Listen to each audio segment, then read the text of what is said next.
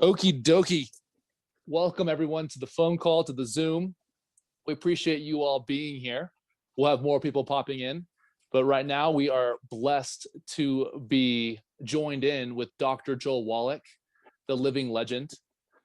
And he's going to be sharing some insights with regards to COVID and what's going on around the country and around the world with it, and sharing just some staggering statistics and relating things to gluten intolerance, also speaking into epigenetics. He's a foremost expert. To say this man is cutting edge would be an insult.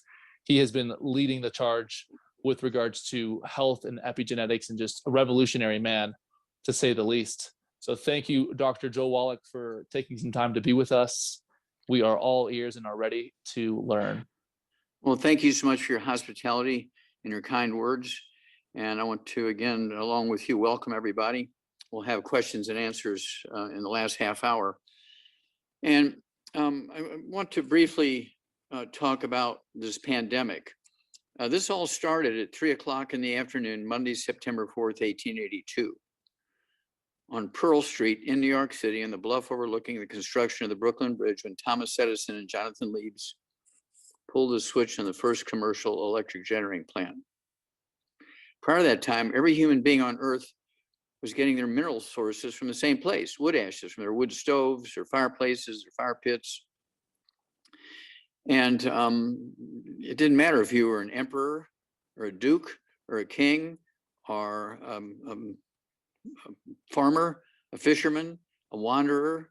It didn't matter what part of the world you came from, although nutritional minerals did not occur in a uniform blanket around the crust of the earth, but you were getting constantly minerals every day, because you're putting wood ashes in your food, and you're putting wood ashes in your garden.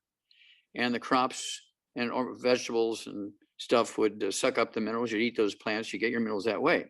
Well, at 3 o'clock in the afternoon, Monday, September 4th, 1882, on Pearl Street in New York City, in the bluff overlooking the construction of the Brooklyn Bridge, Thomas Edison and Jonathan Leibs pulled that switch. Well, within 20 years, things began to fall apart. And people would go to their doctors and say, you know, I'm feeling kind of funky. I've never felt this way before. Shouldn't I be taking some vitamins and minerals? And they said, nah, just eat well, you get everything you need. Okay. Well, 1918 comes along. We got the Spanish flu. October of 1918, we had 195,000 Americans die in 1 month from the Spanish flu. In 2 years' time, we had 657,000 Americans die in 1918. And we had the influenza would come through and kill thousands of people. Well, by 2003, we had SARS and MERS, and we got vaccinations for that. And everybody, okay, oh goodness, this is over. And Dr. Milan and I made a CD called Hell's Kitchen in 2003 for the SARS and MERS. But 2005, because nobody changed their ways, they're still doing all the bad stuff, which we'll get to in a minute. And here comes H1N1 and COVID-2, and tens of thousands were dying every day all over the world because nobody had changed their ways. Their bone marrow was dead. They couldn't absorb nutrients because they're eating gluten, wheat, barley, rye, and oats. Their intestines, instead of looking like a shag rug, were looking like a plastic tube, and they couldn't absorb nutrients even if they were supplementing. And they were beginning to gain weight, because one of the behaviors people get when they're minerally deficient is a craving. It's called pica, P-I-C-A. You can look that up in even Webster's dictionary has it. It's so common, pica, P-I-C-A. And this is when snack foods started coming out. You know, candy bars, French fries, potato chips, popcorn, corn puffs, you name it. All these snack foods came out. And people began to eat those things and they gained weight. And doctors say, look, you're eating too much animal fat. You have to give up fat and eat more whole grains. And so people started eating more whole grains.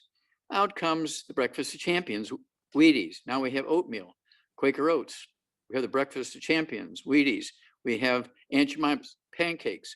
We have flour tortillas. We have all these restaurants, the Spanish, Mexican restaurants. And then we had Spaghetti Factory come out. Oh yeah, spaghetti 3 nights a week at Spaghetti Factory. Pizza crust made out of wheat. I mean, hamburger buns. Okay, I eat hamburgers 3 days a week. but I eat a lettuce wrap.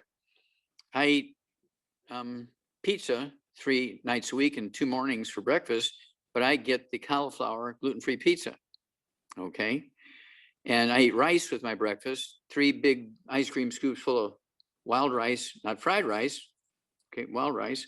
And I use our pink Himalayan salt on my wild rice. I have 3 poached eggs for breakfast with soft yolks. Okay. And I had lamb chops last night, 2 of them, big, thick ones. Okay. With my sweet potatoes with butter. I've been gluten-free for 73 years. I've been taking the 90 essential nutrients for 73 years. I'm 82 years old. I don't have any pre-existing conditions or any infirmities. I've had injuries because I've had accidents and things like that. But other than that, I don't have any pre-existing conditions. No diabetes, no high blood pressure, no kidney issues, no arthritis, no thyroid issues, no lung issues, no liver issues. I don't have any of that stuff because I've been taking the 90 essential nutrients and staying off of gluten for 73 years. Most people think I'm in my 50s or early 60s when they look at me and see my energy levels and so forth. And it just kind of freaks them out when I tell them I'm 82. Okay, well, what I want to do is show you the difference between the people in the world who are surviving and the people who are in the world who are really in trouble. Now, before I do that, I do want to remind you, we are having these COVID variants. There's at least, I don't know, 13 of them now. 38 states in America have already reported them. They're telling us that they are 70% more infectious than the original COVID and significantly more deadly. Now, I've looked around, but I couldn't find what they meant by significantly more deadly. They were saying they're more significantly more deadly. They didn't tell us percentage-wise, but they did say 70% more infectious. So we really had to be concerned. Well, right now, let's look at the American numbers. As of this morning, we had 27,582,172 infections with the pandemic virus. We had 484,000 dead. We're 25% of the world infections and 25% of the world dead. What do you hear in America? Okay, India, which is the second largest population on Earth with 1.4 billion people, okay, have 193 dead. What? Just 193 dead. And they have, let's see here, 10,780 infections. 10,780 infections, 193 dead. No, I apologize. That was Hong Kong. Now let me go back to India here. Yeah. Okay. Yeah. India. Okay. India is 155, just 155 dead. 155 dead. That's less dead than Hong Kong. Okay. But they do have 10 million infections. Now, India has 2 different populations. India is a very homogeneous country, all the same people, the same religion. And I spent a couple of months dealing with the UN and World Health Organization, stuff like that, very carefully going through India. And I found 2 very interesting things. Number one, they have 29 states and 7 territories. The northern 9 states live on wheat because they live in the mountains. And the southern 20 states and 7 territories live on rice and sweet potatoes and millet and things like that because they live in the swamps and the rainforest. But the southern states in India and the 7 territories also eat a lot of seaweed because they're right on the ocean. Okay. Well, it's one of those things where in India, the top 9 northern states live essentially on wheat. They have 95% of the deaths and 86% of the infections. The southern 20 states and 7 territories have only 5% of the deaths and only 14% of the infections. Why? Because they live on rice and sweet potatoes and seaweed. Okay, so let's look at China with 1.4 billion people, from India. And again, India has 10,925,000 infections and 100. No, I'm sorry. That's India. That's right. Okay, and they have 155 dead. China has 4,000 dead, but only 88,000 infections. Okay, it's kind of crazy. Where India has 10 million infections because of all that wheat eating. Well, China lives on rice and sweet potatoes and millet and buckwheat and corn and seaweed. Let's look at a couple more here. Let's look at UK, England, and Thailand. England and Thailand both have 67 million people. Okay. And Thailand has 24,500 infections and 80, just 80 dead. UK has 4 million infections and 117,396 dead. Both have 67 million people. What's the difference between Thailand and the UK? Well, Thailand is an Asian country. They just live on rice and sweet potatoes and seaweed and beans and squash.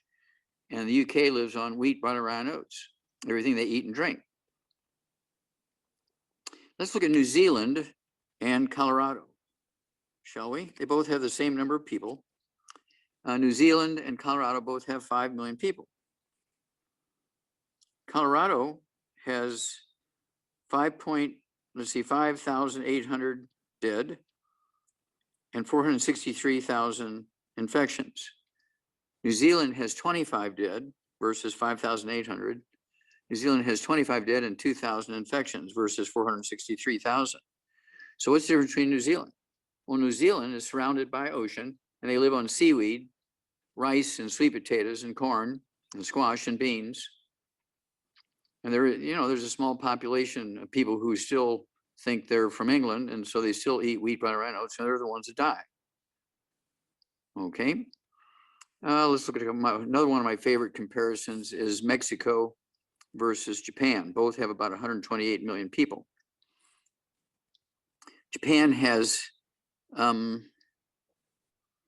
6,964 dead and 414,000 infections. Mexico has 174,000 dead and 2 million infections. Okay, so Japan's about 25% of the infections, and let's see here,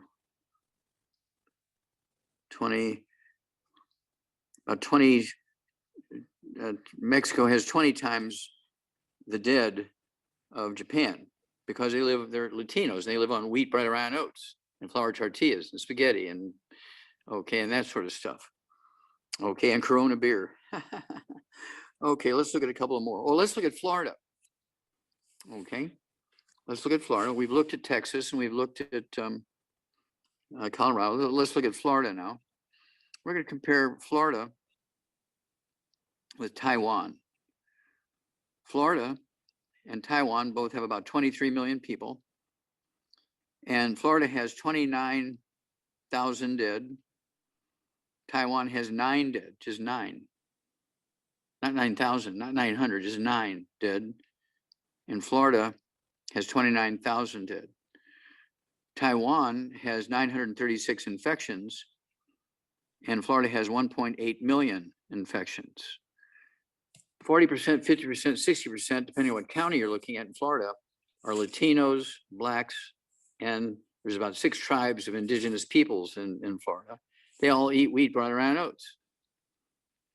Okay, whereas the people in Taiwan live on rice, sweet potatoes, and seaweed. Okay, let's look at a couple more here. Let's look at Arizona and Hong Kong. I've been talking about Hong Kong. Okay, Arizona has 14,978 dead, and Hong Kong has 193 dead. Arizona has 798,000, almost 1 million infections, and Hong Kong has 10,000 infections. Okay. Did I tell you Vietnam? I don't think I did. No? Okay. Yeah, Vietnam has 96 million people. They're 3 times the population of Texas, which is 29 million, almost 30 million. They have 3 times the population of Texas at 96 million. Vietnam has 35 dead and 2,000 infections. And again, Texas has 2,949,000, almost 3 million infections, and 40,000 dead. 40,000 dead. Let's see here. Here's another one of my favorite ones is Brazil and Nigeria. Okay, Brazil is the biggest landmass in South America, and Nigeria is the biggest landmass in Africa. Brazil has 9.6 million infections and 234,000 dead. Nigeria has 142,000 infections and 1,000 dead. Is 1,000 less than 234,000 dead? Yeah. Is 142,000 infections less than 9 million? Yeah. What's the difference between Brazil and Nigeria? Well, Nigeria, they live on millet, rice, sweet potatoes, corn, and guess what? Brazil lives on nothing but wheat, barley, rye, and oats. Now, my favorite peoples in the United States are the Ojibwe Indians. The Ojibwe Indians are Asians. There are Asian Native Americans, okay? They're not Asians, but I call them our Asians because they eat like Asians. They and the Bahamas and the Navajo Nation in Arizona have the same populations and they're big reservations. Okay, the Navajo in Arizona have about 350,000 people. The Ojibways had 360,000 people, and the Bahamians have 380,000 people. Okay, the Navajos in Arizona have 898 dead and 24,000 infections. The Ojibways have 0 dead and 27 infections. The Bahamians have 176 dead and 8,000 infections. So what's going on here? Well, for 400 years, the Ojibways have been eating wild rice.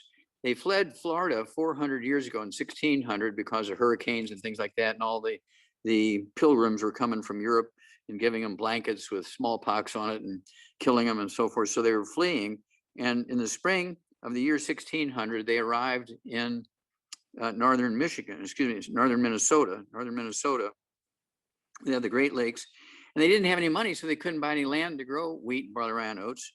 And so they just lived off of wild rice out of the Great Lakes, and they dried it during the summertime and ate it during the summertime. The next year they had it again, they dried it and had it during the wintertime. They've been eating wild rice and corn and beans and squash and rabbits and deer and fish and the algae from the Great Lakes for 400 years. They're living like Asians, even though they are indigenous peoples, Native Americans. 0 dead, 27 infections. It's a big tourist area because of the Great Lakes, so they're in contact with a lot of people from all over the world. And the Navajos, since 1860, when the Scottish introduced them to wheat, they began to have their flat fried bread made from wheat. And so that's why the Navajos have 24,000 infections and 898 dead.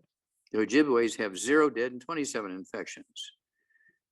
Okay, I think you're beginning to get the picture here. Let's look at another couple more here. Let's look at Hawaiians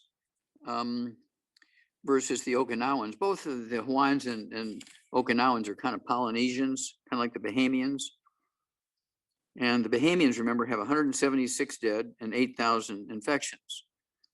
Now, the Okinawans in Japan and the Hawaiians, our 50th state, both have 1.4 million people. Okay, about almost 5 times the population of the Bahamians. The Bahamians only have 176 dead, and the Okinawans have 101 dead. Hawaii have 429 dead and 26,000 infections. The Okinawans have 7,900 infections. I have to appreciate the Okinawans are also part of the Blue Zone family of 5 countries or towns or protectorates in these 5 areas. And Dan Buettner said that these people are the longest lived cultures on earth because they're happy. He said it's not their food, it's because they're happy. Well, I beg to differ with him. I apologize to Dan Buettner, who I have the highest regard for on one hand, because he identified these cultures that have long-lived peoples, but he didn't get the people who lived the longest and had the fewest deaths because he did not include the Ojibways. He didn't include the Hunzas and so forth, but he wrote the book, The Blue Zones, and he claimed it was because they were all happy. Well, the reason they were happy was they were healthy. Okay, they were healthy because they were not eating gluten. They're eating rice and potatoes and things like that, and they all had either volcanic ash in the mountains they lived in as their soil. They lived on bottomland, which flooded every spring, and the silt renewed the soil. Okay, or they live near the ocean, like the Hawaiians and the Okinawans, and live a lot on seaweed. Okay, and that's why they are part of the blue zones. But it's not because they're happy, it's because of what they eat and what they don't eat. Now, you have to appreciate that when you go back into biblical days again, the Garden of Eden, people were told to eat the fruit of the trees with seeds on it and just eat wild grasses and wild plants and herbs and things. Don't grow grain. And they didn't grow grain until they were captured by the Egyptians. And for 400 years, they were growing grain. And then when they came out of Egypt, okay, then they were in trouble because all they wanted to eat was wheat. That's when they got into trouble. But when they were in the Garden of Eden, and right after that, people were living to be 300, 400, 500, 700. Even Methuselah lived to be 969 because they were gluten-free and eating all these things that contain all these minerals. And so I get excited about that because this is a uniform thing.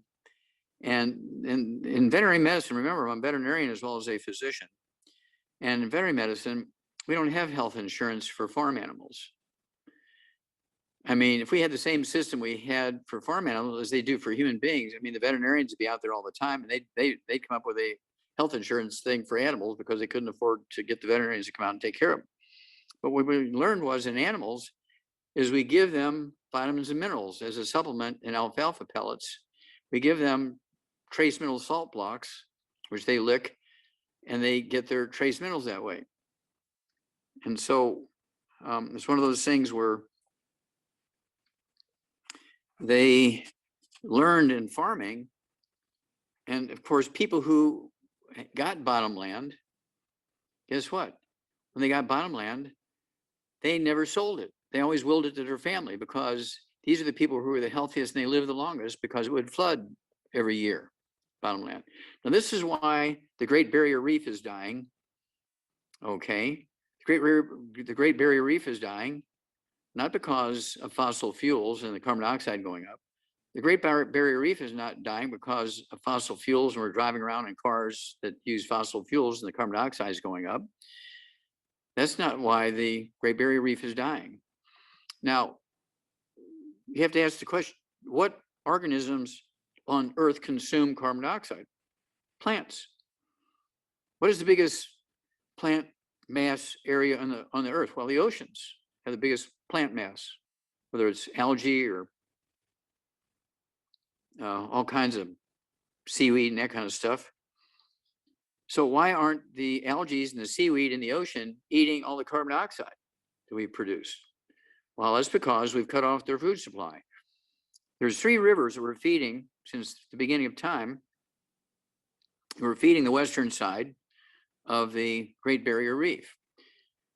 And in Queensland, where those 3 rivers are, 30 years ago, the people in Queensland dammed them up with hydroelectric dams to make electricity and cut off the food supply to these algae and the polyps that build the reefs and maintain the reefs, including the Great Barrier Reef.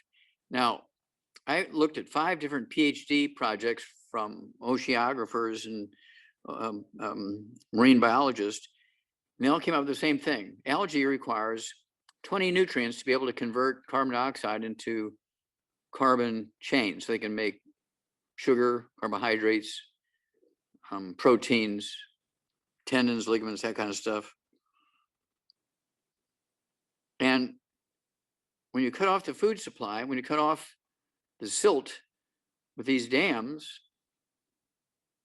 the 17 of the 20 nutrients these algae require to convert that carbon dioxide gas into a carbon chain are either significantly low or gone.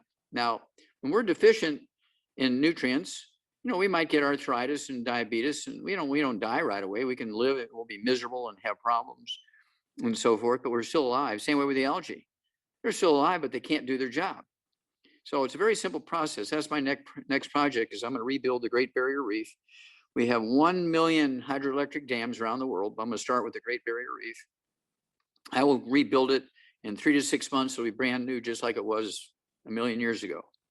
No problem. I know how to do it.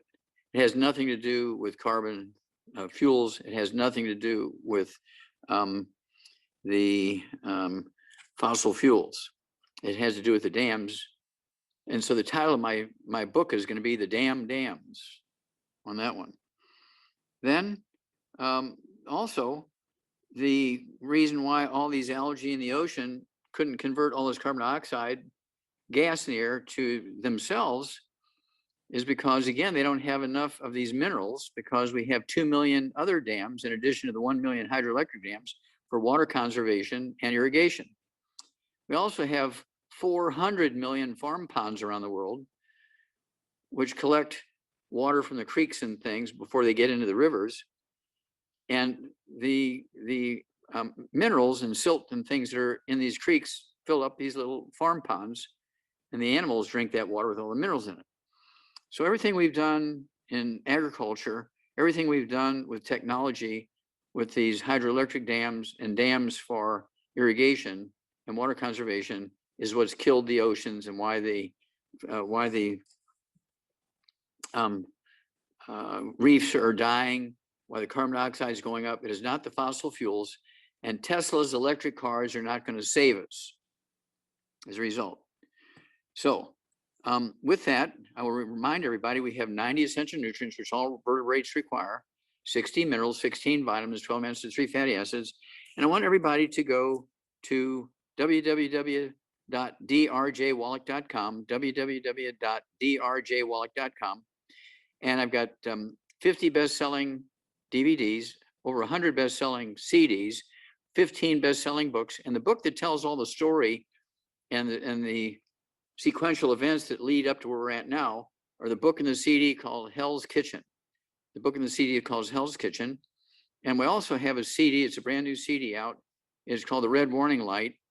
All these pre-existing conditions, such as diabetes and high blood pressure and heart disease and obesity and kidney failure and dialysis and things like psoriasis and rosacea and irritable bowel syndrome and diverticulitis and ulcerative colitis and celiac disease. These are all nutritional deficiency diseases.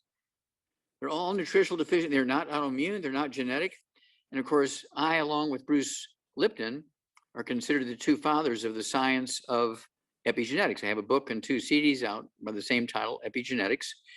And my thesis is in the Smithsonian Institute as a national treasure because I showed there were no genetic diseases. Now, I'm the guy that got rid of cystic fibrosis, supposed to be a genetic disease in kids. I got rid of it. It's gone. Muscular dystrophy, I got rid of that, and it's supposed to be a genetic disease in kids. And I gave all the data with Marvin Rappa, a Marine Navy SEAL that I deal with all the time. He's Amish, and he helped me work with the Amish community. And we're able to eliminate muscular dystrophy in the Amish. I gave all that stuff to Jerry Lewis. He took it in 2011 to the Muscular Dystrophy Association. They fired him immediately. And by 2015, they had to stop the telethon because they couldn't raise a penny without Jerry Lewis. Okay, well, in 1988, Dr. Milan and I went to Keshawn, China. We did 1,700 autopsies on kids under the age of 10. In addition to finding 35% of them had cystic fibrosis, 100% had muscular dystrophy, 200 of them under the age of 10 would have been diagnosed with sudden death syndrome here in the States. To make a long story short, the last thing I want to say is we sued the FDA, the CDC in federal court. The judges ruled in our favor. How could they argue with 1,700 autopsies? And they forced the baby formulas, Enfamil and Similac, and other baby formulas to put this nutrient into baby formulas. And April 16, 2013. A year and a half later, September 13, 2014, big headlines in the Charlotte Observer, kind of like New York Times for New York, the Charlotte Observer, Charlotte, North Carolina. big headlines like Third World War. We don't know why, but sudden death syndrome, SIDS, has vanished in the state of North Carolina. 3 months later, the St. Louis Post-Dispatch and all the newspaper in Missouri came out and said, we don't know why, but sudden death syndrome has vanished in the state of Missouri. 3 months later, every newspaper in the world came out and said, we don't know why, but the diagnoses of sudden death syndrome has dropped dramatically by 85 to 95%. Now, at that time, the average rate of death from sudden death syndromes in babies born in America was 1 in 300. Now, some months it was 1 in 50, and some months it was 1 in 375, but it kind of averaged about 1 in 300. The CDC put out a little note a couple of weeks ago and said the death rate now from sudden death syndrome in America is 1 in 3,000. Now, if they were to give all the babies, even if they're on Similac and so forth, put them on our kids' toddy, and if women are breastfeeding their babies, that would go from 1 in 3,000 to 0. I'm the guy that got rid of all those just with supplements and a gluten-free diet. So with that, I'm going to turn that back over to you and we can go to some questions. Wow, Dr. Wallach. I love it. Thank you so much for sharing this information. And, you know, he went through quite a bit. It's simple. You know, the truth is hidden in plain sight. The staggering statistics of countries in the, you know, eastern part of the world, the Asian countries versus some of the countries around us or in Europe as well. And just looking at the numbers, right? And seeing how gluten is really the biggest culprit of them all. It's sad. It's crazy. And thank you, Wallach, for, you know, just doing what you do and, you know, being this vessel and this speaker for the planet to wake us up, so to speak.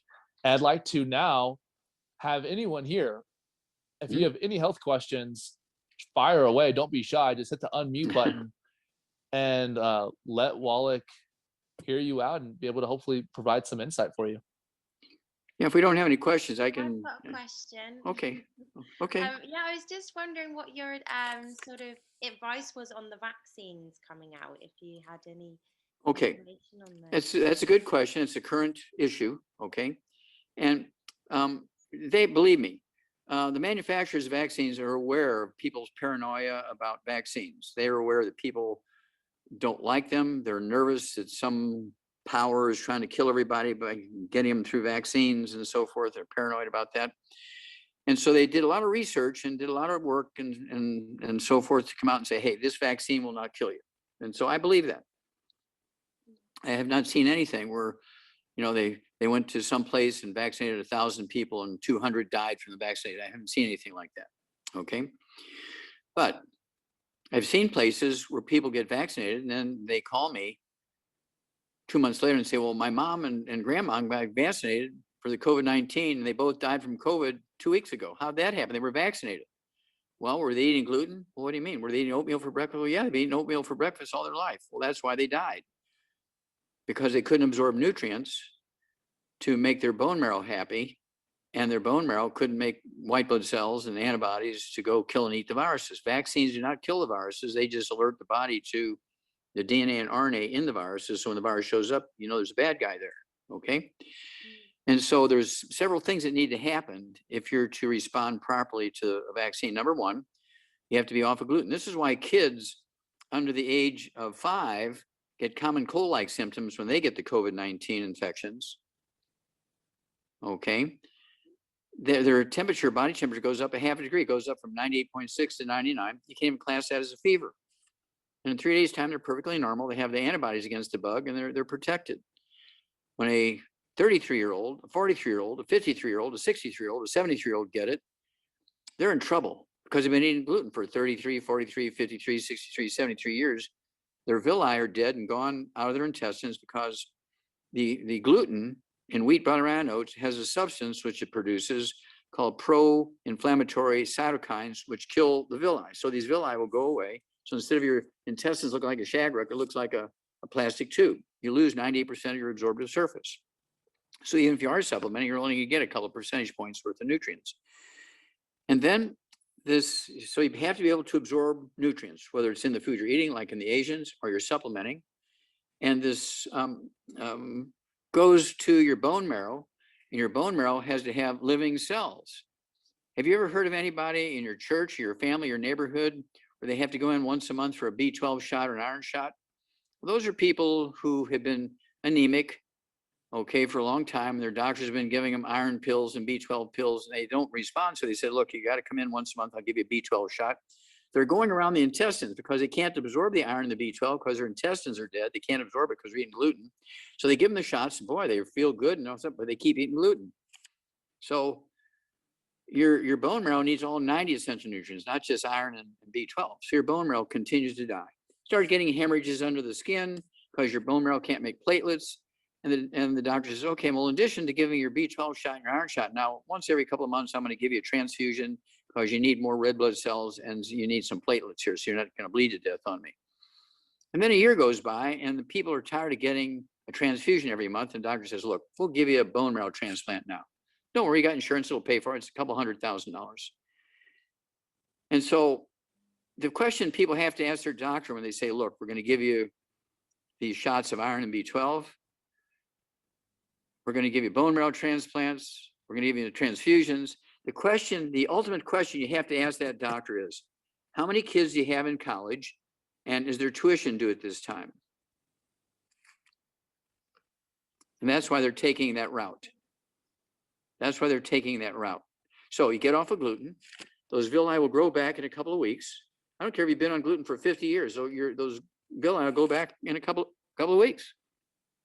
You're taking your 90 essential nutrients, and suddenly now you're making enough platelets, and you're not anemic anymore.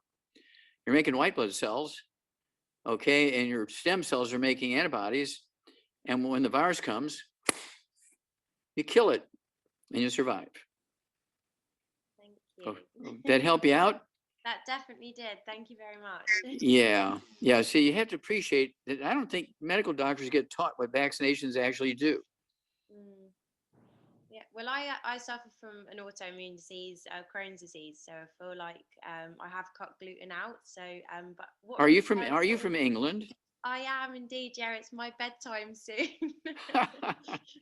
Okay, but yeah, let's see. Let me give you some nutrients. These minerals. How can we get these? Is that these? Okay. Yeah. Well, what you can do, you can contact these guys here. He'll give you a number. He'll give you a number. Okay. And you can get these, and we have a big business in the UK, and he will give you the number to get a hold of these products. Okay, you'll pay wholesale, all right, and we'd love to have you be one of our representatives. How old are you? I'm 24. Oh, that's perfect. Are you a student? Are you working? What do you do? Yeah, but this sort of Crohn's thing sent me on my own journey. So I'm studying nutrition now, and I'm actually a care worker. I'm doing that just for some extra money. So yeah, nutrition is what I want to do, though. It's what I'm studying. Okay, well, you've come to the right place. And Thank so you. just when we go to the next person, just hang on, and he will send you the app or whatever it is to get you the information. Okay. What's your name? Sienna. Sienna?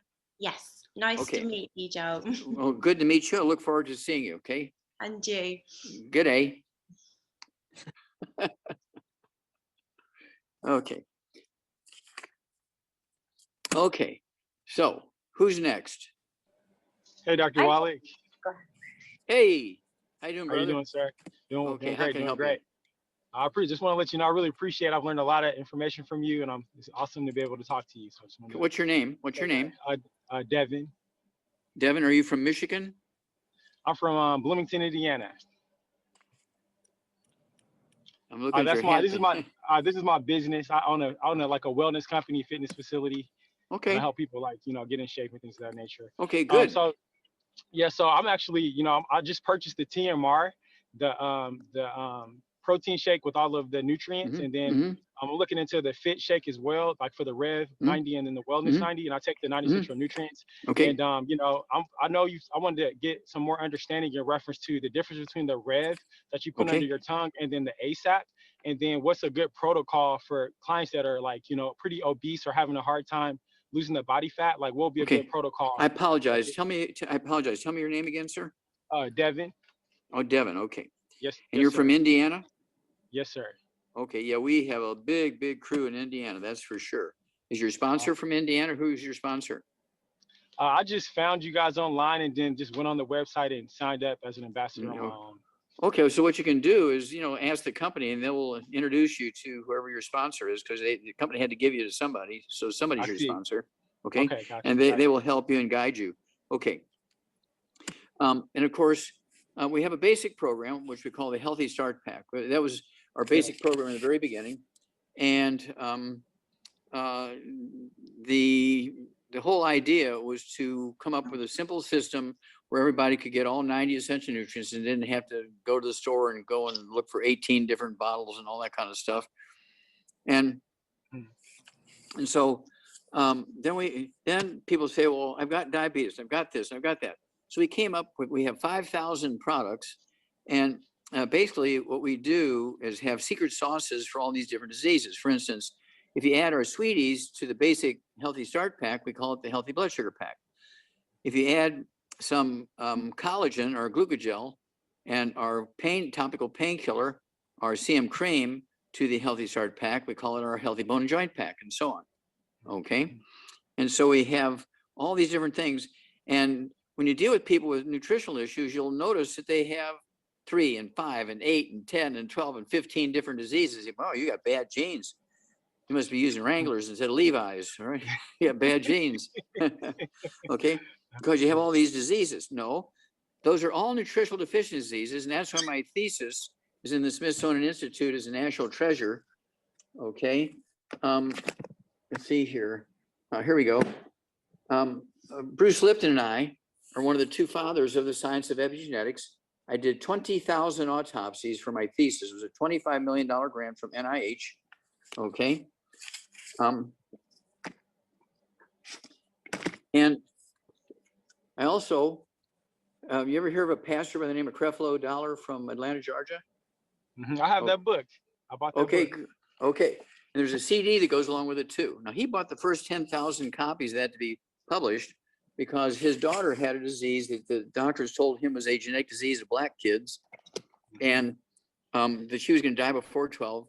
And I was working with Andy Young from the Civil Rights Movement, and he had bone-to-bone arthritis, both his knees. He was going to get a double knee replacement. I rebuilt his knees, and he introduced me to Pastor Dollar. And he said, well, yeah, my daughter, she's on her deathbed. She's 12 years old, and there's not much anything you can do. We're just praying for her. I said, well, do you want to save her? I said, it's not really genetic. And he said, well, the best doctors say it is. Well, you have a choice. You can listen to them, and she's going to die, or, give it a shot. You have nothing to lose to give it a shot. Okay, let's give it a shot, because Andy Young's wave am said, do it. Okay. And so I overnighted him this stuff, and in 2 weeks' time, she was cured. After 12 years of suffering, the whole family devastated because of all the expenses, and she's marching towards death over a period of 12 years. And Pastor Dollar says to me, Dr. Wallach, what about all these other genetic diseases in black folks? Diabetes, high blood pressure, obesity, heart disease, kidney disease, all this stuff. I said, none of them are genetic. They're all nutritional deficiencies. And he says, really? I said, yeah. He says, come give a lecture at my church. So I did. And that was my first CD. Actually, it was a cassette tape at that time, a cassette tape. Okay. Black Gene Lies.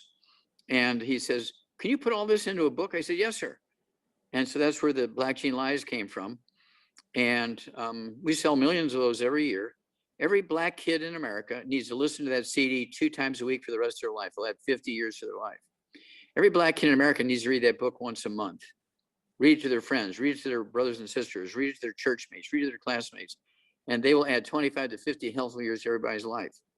Whether they're white or Latino or black or indigenous peoples, it doesn't matter, because we're all the same. We're all the same when it comes to physiology and diseases and our response to nutritional deficiencies. Okay. And so it comes down to convenience. A lot of people say, well, I can't take these big, for instance, I can't take a quart of Z radical with me to get all that seaweed you want me to take. Well, I can be like an Asian, okay, and get all those weird trace minerals. And so we came out with Fucoid Z, which are the same seaweed, but in capsule form.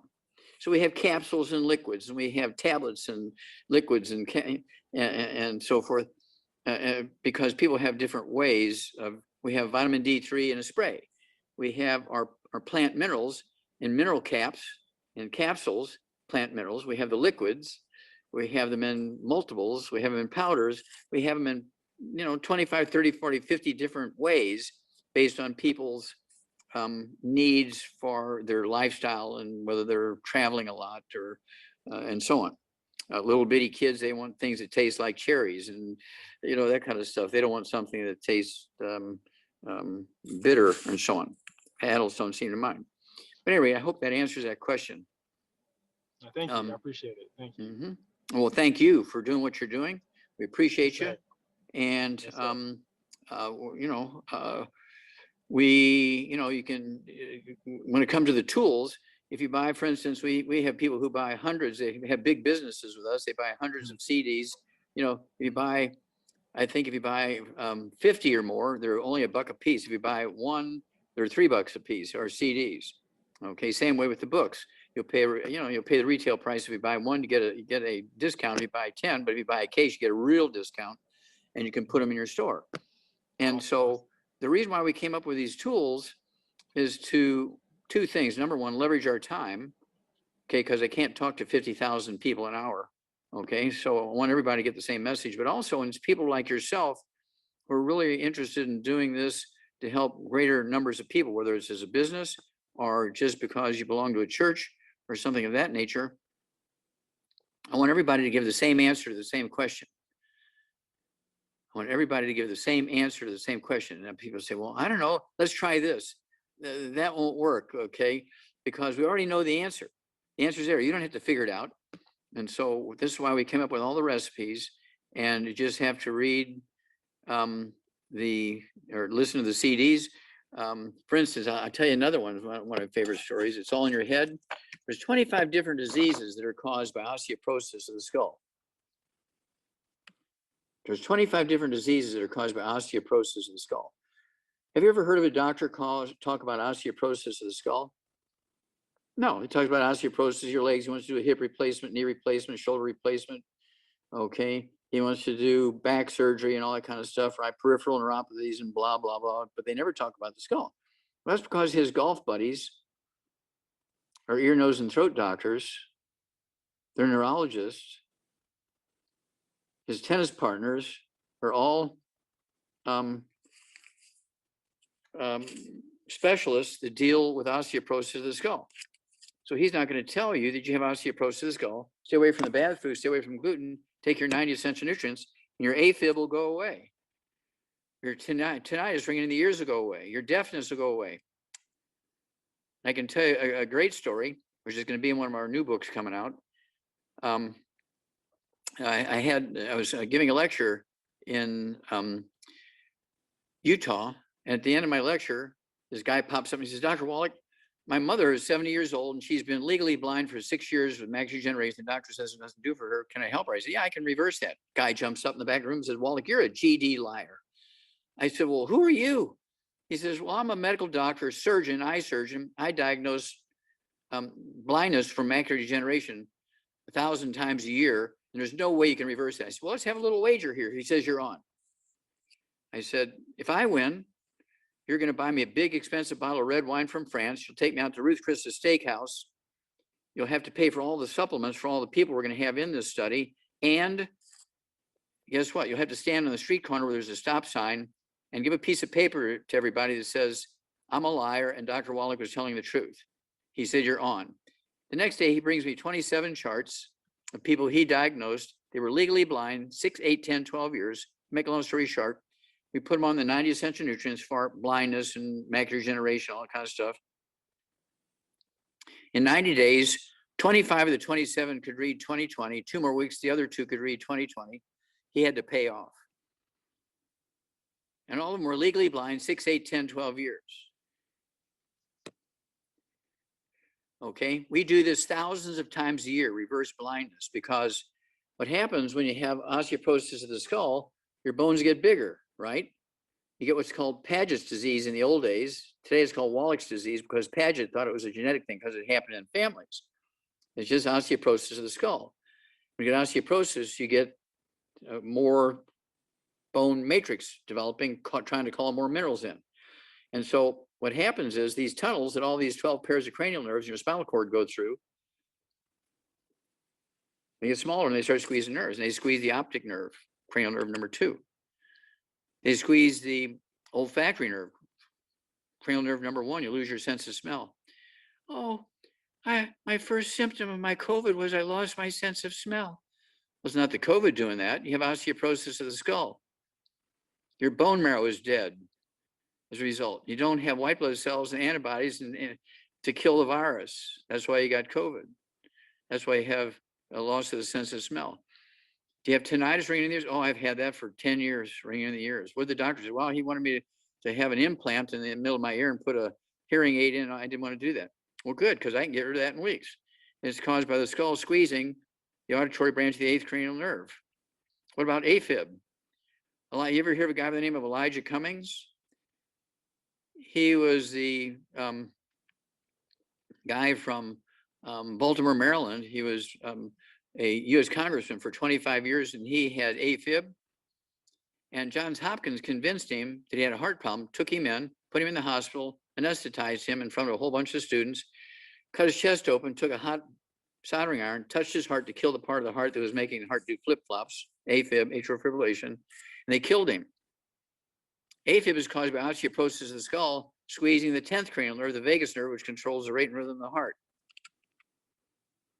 If he'd have gone on my program, Elijah Cummings would still be alive today. Johns Hopkins killed him as sure as they shot him in the head.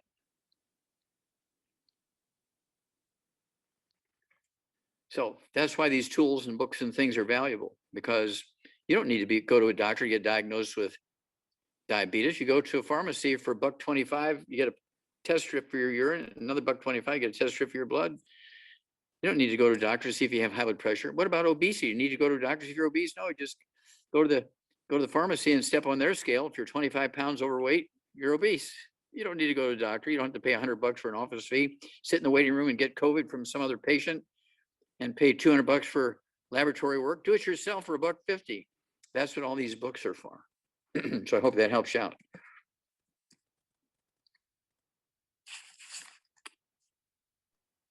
Thank you, Doc. Anyone Okay. else? We've got a few more minutes left. Would like to ask a question. I would. My name is Caitlin, and Hi, Caitlin. Hi. I've been with you guys for almost a year now, and I have gotten off of all of my prescription medications from using the 90 essential nutrients. How many were you on? I was on quite a few. I had a few for acne, and so I believe that was selenium, or I'm sorry, it's been a while. Selenium, now. Yeah, selenium. Yeah, or no, it wasn't selenium. It was MSM. It was a water. It was something that. Will you grab them quick? Sorry, I'll skip to the next one. I was also on an antibiotic. They put me on for kidney problems. I had it since I was a child, and their solution for me was to put me on lifetime antibiotics anytime I had flare-ups. So I had been doing that for almost 20 years. Oh my gosh. How long did it take you to get off the antibiotics? 6 months of. Thank you for sharing that beautiful story. How old are you now? I'm 27. Okay. And where do you live? Wisconsin. Okay. So how can we help you today? Yeah, I just wanted to make sure the course of action I'm doing is right. I'm on the 90 essential nutrients, and then I also add in the KB. I've done some selenium, like you said. Don't forget the MSM. Do you exercise at all? I do some restorative yoga, but no, not as much as I should be.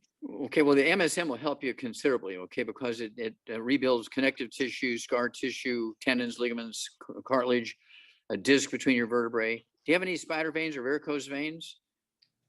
Not yet. No. Okay, good. No. You won't if you take the MSM, because it'll rebuild all that stuff. Okay. And so, yeah, well, welcome to the family. Yeah.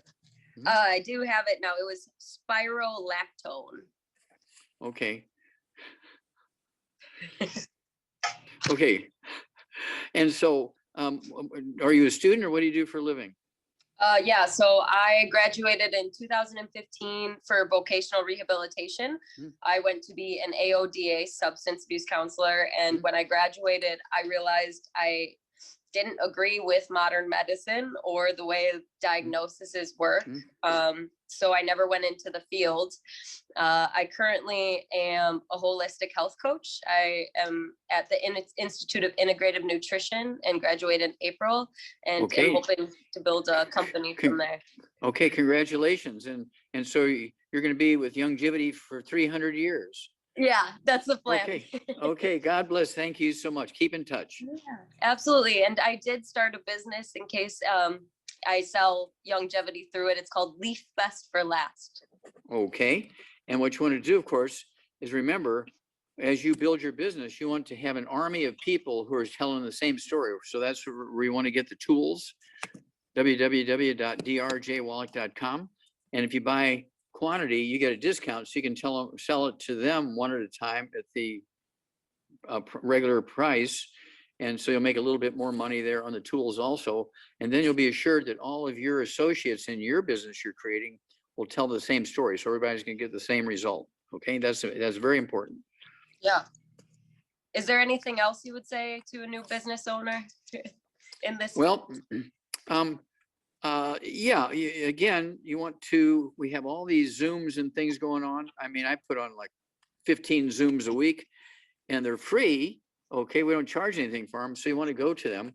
And we have businesses in 50 countries in all 50 states. And so there's no limit to where you can have your business. I have people who are high school graduates who make $30,000, $40,000, $50,000 a month with me. Okay, because they did that. They just get the tools in other people's hands, and they're high school graduates. Okay, and they do a better job of healthcare than medical doctors who have kids in college, and they need the tuition money. So they say, well, we need to do a knee replacement, but I have a shoulder problem. Well, we need to do a knee replacement. Oh, okay, you're the doctor. Insurance will pay. Okay. Okay, Caitlin. Thank you. Bye-bye. Okay, I think we got time for one more quickie. While we're here, what would you suggest taking for the gut? For any MSM, would that be a good one to take? For what? For the gut, for the, I don't know, for the small intestine, I guess. Oh, okay. Well, the first thing, okay. For the first thing you need to do to maximize absorption for your gut, the intestine, is to get rid of gluten. Stop eating like an Irishman. Stop eating like somebody from the UK. No wheat, no brown around oats, no oatmeal. Okay.